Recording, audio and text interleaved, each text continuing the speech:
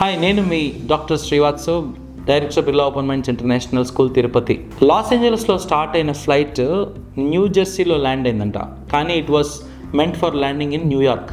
ఒక 1 degree చేంజ్తో అంత దూరంలో పోయి ల్యాండ్ అవుతుంది. ఒక చిన్న డెసిషన్ లైఫ్లో మనం ఎంత దూరం ఉన్నా తీసుకెళ్ళేట్టుగా చేయొచ్చు.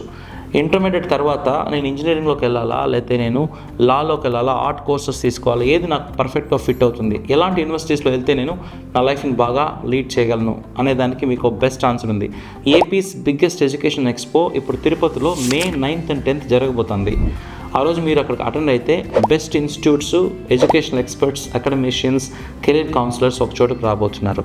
మీకు కావాల్సిన అన్ని క్వశ్చన్స్కి ఆన్సర్స్ దొరుకుతుంది. See you there.